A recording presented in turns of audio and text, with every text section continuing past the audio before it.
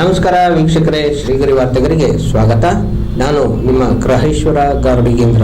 ದಿನಾಂಕ ಮೇ 8, 2026ರಂದು ಜಿಲ್ಲಾ ಗ್ಯಾರಂಟಿ ಯೋಜನೆ ಅನುಷ್ಠಾನ ಪ್ರಾಧಿಕಾರದ ಅಧ್ಯಕ್ಷರಾದ ಅರುಣ್ ಕುಮಾರ್ ಎಸ್ ರವರ ಅಧ್ಯಕ್ಷತೆಯಲ್ಲಿ ಗ್ಯಾರಂಟಿ ಯೋಜನೆಯ ಸಭೆಯನ್ನು ಜಿಲ್ಲಾ ಪಂಚಾಯತ್ ಡಿ ದೇವರಾಜ ಅರಸ್ ಸಭಾಂಗಣದಲ್ಲಿ ಸಭೆ ನಡೆಸಲಾಯಿತು. ಈ ಸಭೆಯಲ್ಲಿ ಮೈಸೂರು ಜಿಲ್ಲಾ ಪಂಚಾಯತ್ ಮುಖ್ಯ ಕಾರ್ಯನಿರ್ವಾಹಕ ಅಧಿಕಾರಿ ಎಸ್ ಯುಕೇಶ್ ಕುಮಾರ್ ಹಾಗೂ ಅಧಿಕಾರಿಗಳು ಭಾಗವಹಿಸಿದ್ದರು. ಫಲಾನುಭವಿಗಳಿಗೆ ಯಾಕೆ ಕೆಲವು ವಿಲೇಜ್ಗಳಲ್ಲಿ ಕೆಲವು ತಾಲೂಕಲ್ಲಿ ಎಲ್ಲೂ ಸಲೀಸಾಗಿ ದುಡ್ಡು ತಗೋತಾರೆ 2,000 ರೂಪಾಯಿನ, ಪರ್ಟಿಕ್ಯುಲರ್ ಕೆಲವು ವಿಲೇಜ್ಗಳಲ್ಲಿ ಯಾಕೆ ಈ ಥರ ತೊಂದರೆ ಕೊಡ್ತಾರೆ ಅಂತ ನಿಮಗೆ ವಿಭಾಗದ ಮ್ಯಾನೇಜರ್ ಮಾತಾಡೋದು ಅವರು ಮಾತಾಡಲ್ಲ. ಆ್ಯಕ್ಚುಲಿ ಒಂದು ಸ್ವಲ್ಪ ಅಫಿಷಿಯಲಿ ನಾನು ಚೆಕ್ ಮಾಡಿದಾಗ ರೈಟಿಂಗಲ್ಲಿ ಎಲ್ಲಿಯೂ ಇಲ್ಲ. ಆಮೇಲೆ ನಾವು ಲಾಸ್ಟ್ ಟೈಮ್ ಮಾತಾಡೋದ್ರಲ್ಲಿ ನಾನು ಕರೆಕ್ಟ್ ಕನ್ಸರ್ನ್ಡ್ ನಮ್ಮ ಸೆಕ್ರೆಟರಿ ಫಿನಾನ್ಸ್ ಯಾರು ನೋಡ್ತಾರೆ ಅವ್ರ ಹತ್ರ ಮಾತಾಡಿದೆ. So there is no such instruction in writing. And ಅವ್ರ ಹತ್ರ ಇನ್ ಪ್ರಿನ್ಸಿಪಲ್ ಮಾತಾಡಿದಾಗ ಕೂಡ sir is not convinced that ಈ ರೀತಿಯಲ್ಲಿ ಒಬ್ಬರ ಮೇಲೆ ಒಂದು ಲಯಬಿಲಿಟಿ ಇರುವಾಗ ಅದನ್ನು ಕಟ್ ಮಾಡದೆ ಒಂದು ಡೈರೆಕ್ಷನ್ ಕೊಡಲಿಕ್ಕೆ ಲೀಗಲ್ ಬೇಸಿಸು ಅವ್ರಿಗೆ ಕಾಣಲಿಲ್ಲ. ಬಿಕಾಸ್ ನಾನು ಅಟ್ ಲೆಂತ್ ಚರ್ಚೆ ಮಾಡಿದೆ, ವಿಶಾಲ್ ಸರ್ ಜೊತೆ ಚರ್ಚೆ ಮಾಡ್ತಾ ಇದ್ದೆ. ಸೊ ಸರ್ ಒಪ್ಪಲಿಲ್ಲ. So in principle there is no legal binding, ಆಯ್ತಾ. ಬಟ್ ನಾವು ಮಾತಾಡ್ತಾ ಇರೋದ್ರಿಂದ ಅಲ್ಲಿ humanitarian basis some banks applies ಮಾಡ್ತಾ ಇದ್ದಾರೆ. ಅದೇ ರೀತಿಯಲ್ಲಿ ನಾವು ಮುಂದುವರಿಬೇಕಾಗುತ್ತೆ. ಸ್ವಲ್ಪ ಸುಧಾರಿಸಿ ಸರ್. ಅದೇ ಬಟ್ ಐಮ್ ಸೇಯಿಂಗ್ ಲೀಗಲಿ ನಾವೆಲ್ಲ ಪರಿಶೀಲನೆ ಮಾಡಿದ್ದೀವಿ. ಇನ್ಫ್ಯಾಕ್ಟ್ ಉಲ್ಟಾ ಇದೆ. ದೇ ಆರ್ ಸೇಯಿಂಗ್ ಲಯಬಿಲಿಟಿ ಇದ್ರೆ ಫಸ್ಟ್ ಅದು ಕಟ್ ಆಗಲೇಬೇಕು. It is as good as a source of income. ಅದು ನಾವು ಯಾವ ಬೇಸ್ ಮೇಲೆ ಮಾಡುವ ಅಂತ ವಾಪಸ್ ನಮಗೆ ಪ್ರಶ್ನೆ ಕೇಳಬೇಕು. That is the situation. But ಅಂತ ಅಲ್ಲೇ ಒಬ್ಬರು ಇರ್ತಾರೆ ಏಜೆಂಟು, ಅವ್ರು ಲೋನ್ ಮಾಡಿ ಇವತ್ತು ಅವರು ಪ್ರತಿ ತಿಂಗಳು ಪೇಮೆಂಟ್ ಮಾಡಿದ್ರೂ ಇವ್ರದ್ದು ಬರೋ ಪೇಮೆಂಟ್ ಎಲ್ಲ ಏನು ಇಲ್ಲಿಂದ ಬರುತ್ತೆ ಗೃಹಲಕ್ಷ್ಮಿಯಿಂದ, ಅದೆಲ್ಲ ಸೀದಾ ಅವ್ರಿಗೆ ಇಲ್ಲ ಅಡಿಷನಲಿ ಇಲ್ಲ. ಒಂದು ಮಂತ್ಲಿ EMI ಇಷ್ಟಂತ ಫಿಕ್ಸ್ ಆದ್ಮೇಲೆ ಅವರು ಆಲ್ರೆಡಿ ಆ ಮಂತ್ದು EMI ಕಟ್ಬಿಟ್ರೆ ಅಡಿಷನಲಿ ಕಟ್ ಮಾಡಲ್ಲ. ಏನಾಗುತ್ತೆ, ಈಗ ನ್ಯಾಷನಲೈಸ್ ಬ್ಯಾಂಕಿಗೆ ಹೋದ್ರೆ ಪರವಾಗಿಲ್ಲ, ಅಲ್ಲಿ ಹೊಸದಾಗಿ ಅಕೌಂಟ್ ಓಪನ್ ಏನೋ ಒಂದು ಡಿಜಿಟಲಿ ಓಪನ್ ಮಾಡಿರ್ತಾರೆ, ಇಮಿಡಿಯೇಟಾಗಿ ಅಲ್ಲಿಗೆ ಹೋಗೋದು ಶುರು ಆಗ್ಬಿಡುತ್ತೆ. ಅದೇ ಕನ್ಫ್ಯೂಸ್ ಆಗಿರೋದು. ಅಲ್ಲೇನು ಹೇಳ್ತಾರೆ, ನಮಗೆ ದುಡ್ಡು ಬರ್ತಾ ಇಲ್ಲ ಅಂತಾರೆ. ಅವ್ರು ಹೊಸದಾಗಿ ಈ ಎಲೆಕ್ಟ್ರಾನಿಕ್ ಗೂಡ್ಸ್ ಪರ್ಚೇಸ್ಗೋ ಅಥವಾ ಇನ್ನೊಂದು ವಿಚಾರಕ್ಕೆ ತಗೊಂಡಿರ್ತಾರಲ್ವ, ಅಲ್ಲಿಗೆ ಹೋಗ್ತಾ ಇರ್ತದೆ ಅದು. ಸೊ ಯೂಶಲಿ ಈಗ ಇನ್ಸ್ಟಾಲ್ಮೆಂಟ್ಸ್ ಏನಿದೆಲ್ಲ ಮಾಡಿದಾಗ ಅವರು ಪರ್ಚೇಸ್ ಮಾಡುವಾಗಲೇ ಮಂತ್ಲಿ ಇಷ್ಟು EMI ಅಂತ ಕಮಿಟ್ಮೆಂಟ್ ಕೊಟ್ಟಿರ್ತಾರೆ.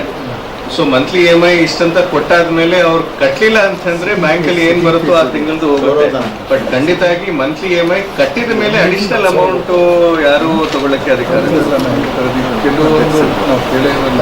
ಧರ್ಮಸ್ಥಳ ಸಂಘ ಇದೆಯಲ್ಲ, ಅದರಲ್ಲಿ ಮತ್ತೆ ICFT ಅಂತೇಳಿ ಒಂದು ಮೈಕ್ರೋ ಫೈನಾನ್ಸ್ ಭಾರಿ ಕಿರುಕುಳ. ಅವರು 3 ತಗೊಂಡಿರ್ತಾರೆ, ಒಂದರಲ್ಲಿ ಅವ್ರ ಅಕೌಂಟ್ ಅಲ್ಲಿ ಇರೋದು EMI ಕಟ್ಟಿರ್ತಾರೆ. 2 ಅಕೌಂಟ್ ಇದ್ದು ಒಂದೇ ಆಧಾರ್ ಲಿಂಕ್ ಇದ್ದಾಗ ಏನ್ ಮಾಡ್ತಾರೆ, ಮತ್ತೆ ಅದೊಂದು ಅಕೌಂಟ್ ನ ಅಲ್ಲಿ ಏನ್ ಸರ್ಕಾರದ ಬಂದಿದೆ ಆ ಅಮೌಂಟ್ ನ ಅಲ್ಲಿ ಕಟ್ ಮಾಡ್ಕೊತಾರೆ. ಅದೇ ಅಡ್ವಾನ್ಸ್ ಆಗಿ ಹೋಯ್ತದೆ ಅಧ್ಯಕ್ಷರೇ. ಹೌದು, ಅಡ್ವಾನ್ಸ್ಗೂ ಹೋಗಿ ನಿಂತಿರ್ತದೆ. ಮತ್ತೆ ಅದಕ್ಕೆ EMIಗೆ ಎಷ್ಟು ಮಂತ್ಲಿ ಇವರು ಬಡ್ಡಿ ಕಟ್ಟಬೇಕು ಅದನ್ನು ಕೂಡ ಅದರಲ್ಲಿ ಕಟ್ ಮಾಡ್ಕೊಳ್ಳೋಂತ ಒಂದು ಉದಾಹರಣೆಗಳಿದೆ. ಈಗ ಅದೇ ಸಮಸ್ಯೆ ಆಗ್ತದೆ ಸರ್. ಈಗಾಗಲೇ ಮುಖ್ಯಮಂತ್ರಿಗಳು ಕೂಡ ಖಡಕ್ ಆಗಿ ಹೇಳಿದ್ದಾರೆ ಸರ್ಕಾರದವರು, ಯಾವುದೇ ಫೈನಾನ್ಸ್ಗಳಿಗೆ ಮತ್ತೆ ಖಾಸಗಿ ಫೈನಾನ್ಸ್ಗಳಿಗೆ ಆ ಸಂಬಂಧಪಟ್ಟಂತ ಮಂತ್ರಿಗಳು ಕೂಡ ಸರ್ಕ್ಯುಲರ್ ಹೊರಡಿಸಿದ್ದಾರೆ. ಅಷ್ಟಿದ್ರು ಕೂಡ ಮೈಸೂರು ಜಿಲ್ಲೆಯಲ್ಲಿ ಸುಮಾರು ಪ್ರಕರಣಗಳಿದೆ.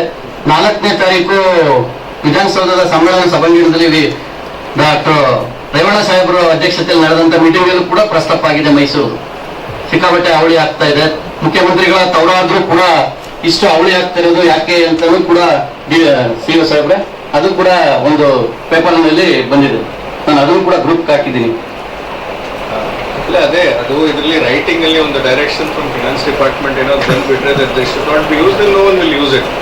ಅಲ್ಲಿವರೆಗೆ ಯಾರ ಹತ್ರನೂ ಏನೋ ಲೀಗಲ್ ಬೇಸಿಸ್ ಇಲ್ಲ. ಬಟ್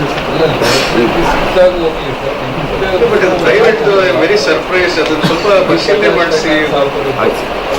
SD ಅಕೌಂಟ್ ಇದ್ದಂಗೆ ಹೋಗಿ ಅಲ್ಲಿ ಆಡ್ ಆಗ್ತಾರೆ. ಸ್ವಲ್ಪ ಇದೆ ಮೈಕ್ರೋ ಫೈನಾನ್ಸ್ ಅಲ್ಲಿ ಅಂತ ಇದಿಲ್ಲ ಸರ್. ಅನೌನ್ಸ್ ಮಾಡೋಣ. ಬಿಕಾಸ್ ಲಾಸ್ಟ್ ಟೈಮ್ ನಾವು ಅಷ್ಟು ಚರ್ಚೆ ಮಾಡಿರೋದ್ರಿಂದ ನಾನು ಅಲ್ಲಿ ಮಾತಾಡಿದೆ ಅಲ್ವಾ. ಇಷ್ಟೆಲ್ಲ ನಾವು ಸರ್ಕಾರ 53 ರಿಂದ 54 ಸಾವಿರ ಕೋಟಿಗಳನ್ನ ಖರ್ಚು ಮಾಡುವಾಗ ನಾವು ಆಫೀಸರ್ಸ್ ನಿಮ್ಮಂತರು ಬಹಳ ಮೈಕ್ ವಿಜಿಲೆಂಟ್ ಬಹಳ ಜಾಗೃತರಾಗಿರ್ಬೇಕಾಗ್ತದೆ. ಏನೋ ಸಮಯಕ್ಕೆ ನಾವೇನೋ ಕೇಳ್ತೀವಿ, ನೀವೇನೋ ಕೊಡೋದು ಅಲ್ವಾ, ನಾವು ತೃಪ್ತಿಯಾಗಿ ಓಟ್ ಕೊಡೋದು, ಅದು that is not the thing. ಮುಂದೆ ನಮ್ಗೆ ಸವಾಲುಗಳು ಬೇಕಷ್ಟು ಮುಂದೆ ಬರ್ತಕ್ಕಂಥ ದಿನಗಳಲ್ಲಿ ನಿಮ್ಗೆ ಅರ್ಥ ಆಗುತ್ತೆ.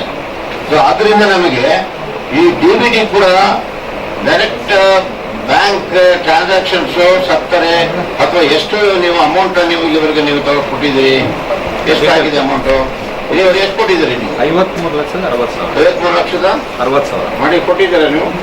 ಕೊಟ್ಟಿದ್ದೀರಾ? ರಿಕವರ್ ಮಾಡಿದ್ದೀರಾ? ರಿಕವರ್ ಮಾಡಿದ್ದೀರಾ? ರಿಪೋರ್ಟ್ ಮಾಡಿದ್ವಿ, ಸರ್ಕಾರಿ ರಿಪೋರ್ಟ್ ಮಾಡಿದ್ವಿ. ಅಲ್ಲ, ಈ ರಿಕವರ್ ಮಾಡಿ ನಮಗೆ ರಿಪೋರ್ಟ್ ಕಳಿಸಿದ್ರಾ? ಇಲ್ಲ, ತಮಗೆ ರಿಪೋರ್ಟ್ ತಂದಿಲ್ಲ ಸರ್.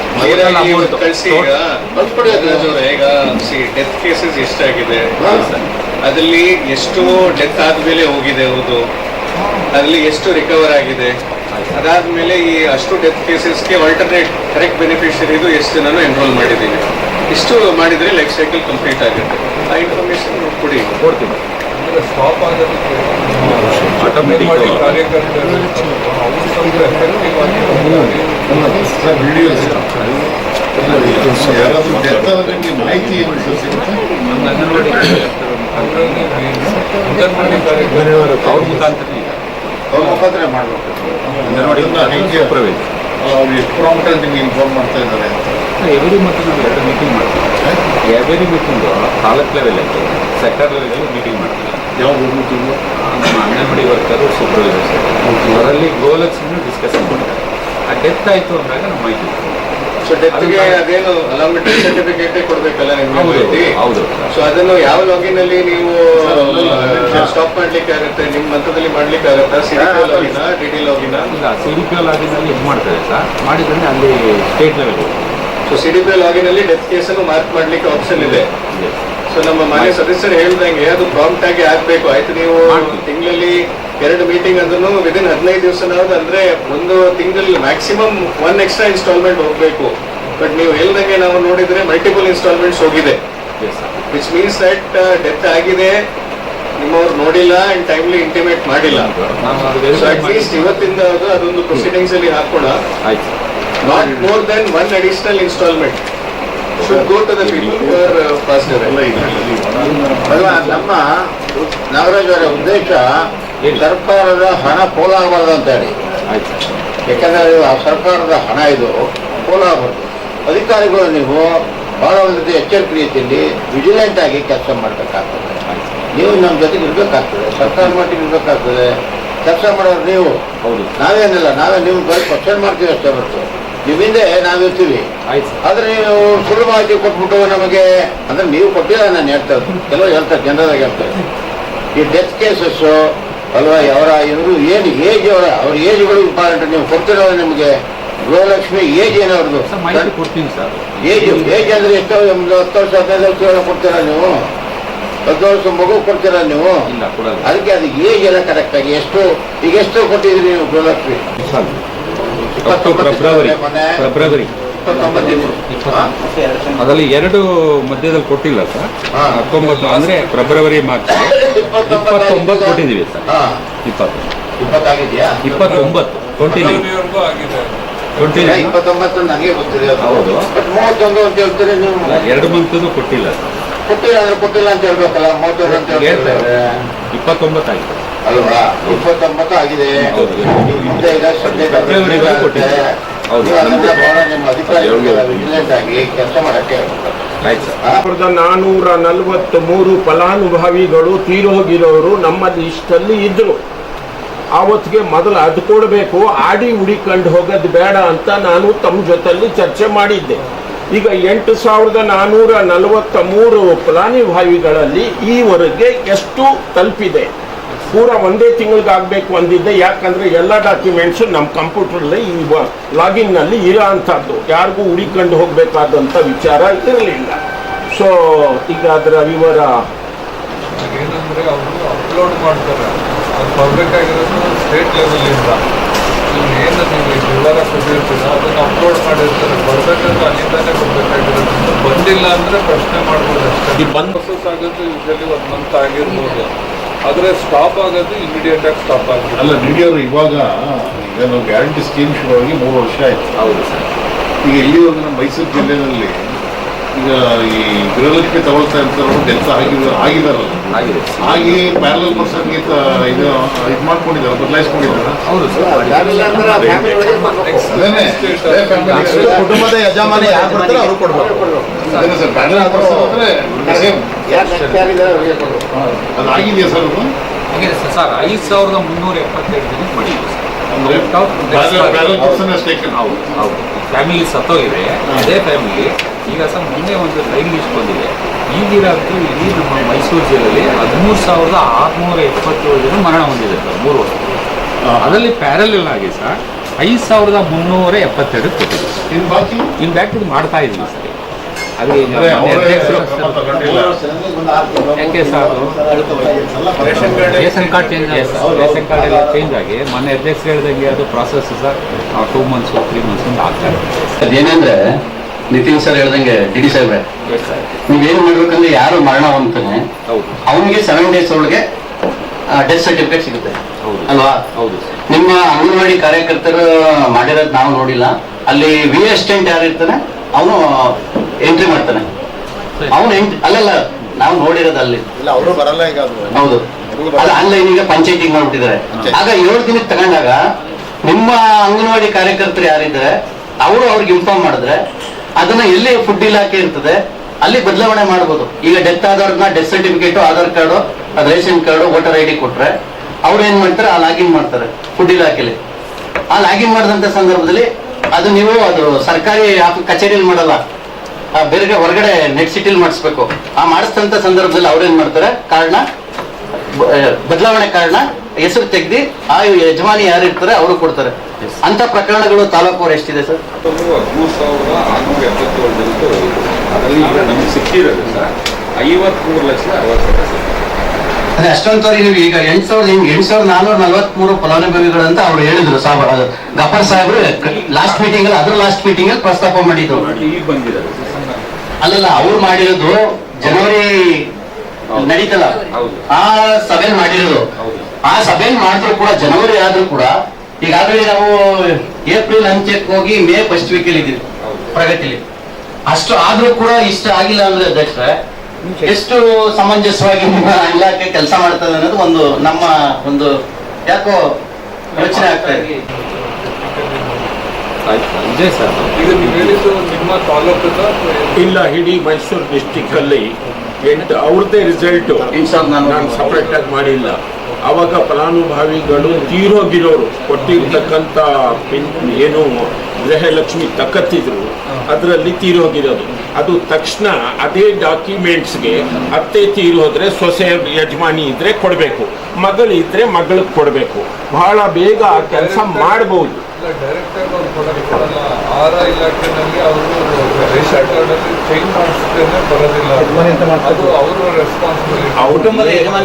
ಅವ್ರಿಗೆ ಏನೇನು ಬೇಕು ಆ ಡಿಪಾರ್ಟ್ಮೆಂಟ್ ಮಾಡ್ಕೋತದೆ ಸರ್.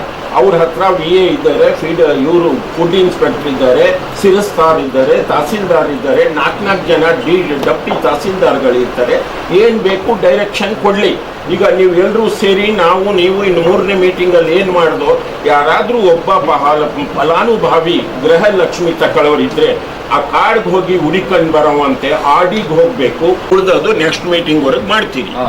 ಅದನ್ನ ಆನ್ಸರ್ ಹೇಳಿ. ಸಿಕ್ಕೇ ಇಲ್ಲ, ಕಾರ್ಡ್ ಬೇಕು, ಪೋಸ್ಟ್ ಆಫೀಸ್ ಬೇಕು, ಖಾದರ್ ಸಾಹೇಬ್ರು ಸರ್ವೆಗೆ ಹೋಗ್ಬೇಕು ಅನ್ನೋ ತರ ಮಾತು ಬರ್ತಾ ಇದೆಯಲ್ಲ. ಇಮಾಮ್ ಸಾಹೇಬ್ರು ಗೋಕಲಕ್ಷ್ಮಿಗೆ ಏನು ಸಂಬಂಧ ಅಂದಂಗೆ ಆಯ್ತದಲ್ಲ.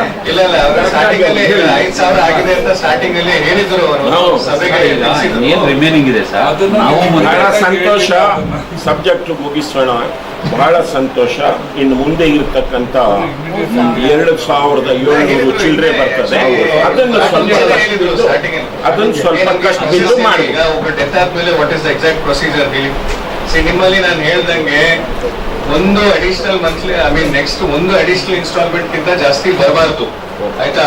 ನಿಮ್ದು ಮೀಟಿಂಗ್ಸ್ ಆಗ್ಲಿ ಬಿಡ್ಲಿ, ಡೆತ್ ಇಮಿಡಿಯೇಟ್ ಆಗಿ ಗೊತ್ತಾದ ತಕ್ಷಣ ನಿಮ್ CDP ಆಫೀಸ್ಗೆ ಅವರು ತಲುಪಿಸಿ ನಿಮ್ಮ anganwadi workers to supervisor and supervisor to CDPO ಬಂದು ಅದು ನಿಮ್ಮ ಲಾಗಿನ್ ಎಂಟ್ರಿ ಆಗ್ಬೇಕು. ಸೊ ದಟ್ ಮ್ಯಾಕ್ಸಿಮಮ್ ಒಂದು ಅಡಿಷನಲ್ ಬರ್ಲಿ, ಬಟ್ ಅದಕ್ಕಿಂತ ಜಾಸ್ತಿ ಬರಬಾರ್ದು.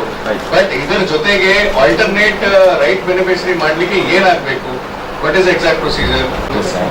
ಇನ್ನೊಬ್ರು ಹುಮನ್ ಇರ್ತಾರಲ್ಲ ಸರ್, ಅವರು ಎಂಡ್ ಆಫ್ ದಿ ಫ್ಯಾಮಿಲಿಯಾಗಿ ಅವ್ರನ್ನ ಚೇಂಜ್ ಮಾಡಿಸ್ಕೋಬೇಕು ಸರ್, ಸಹಕಾರದಲ್ಲಿ ಹಾಕೊಂಡು ಸರ್.